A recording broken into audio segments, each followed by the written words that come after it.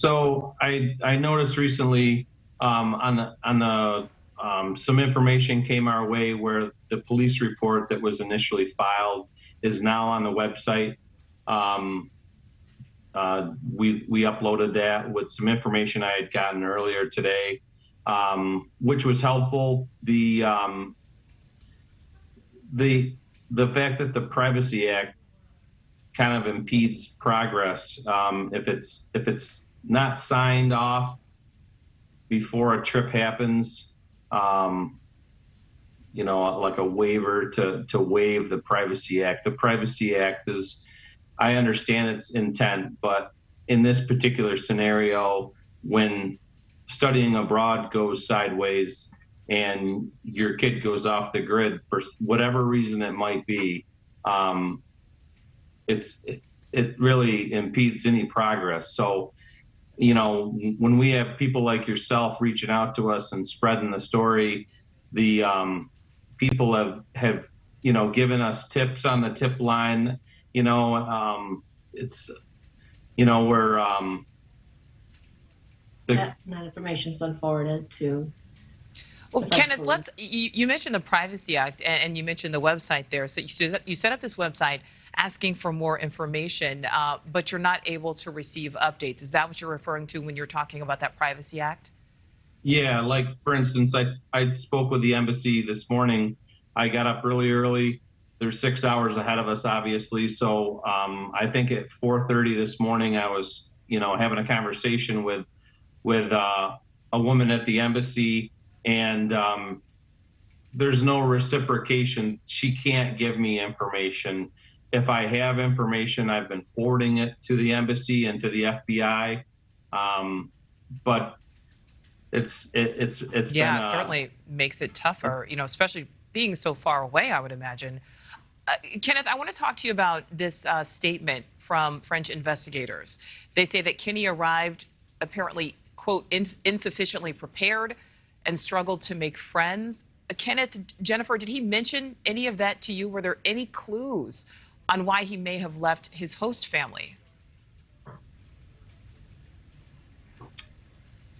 No, I mean, he's been studying French, gosh, back in middle school, throughout high school. So he certainly understood the language. From my understanding, it's always a little different when you're in a different country. They're speaking a lot faster. But I know he was definitely more prepared than we are to speak French. That's.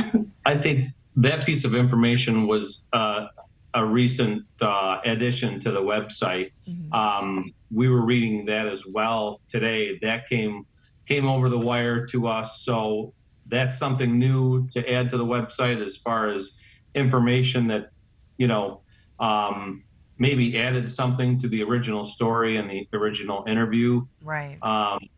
And as she said, learning the language, you know, through your high school French is one thing, but landing yourself in a foreign country and trying to keep up with the pace in which the language is spoken, that's an entirely a different speed and different. It is.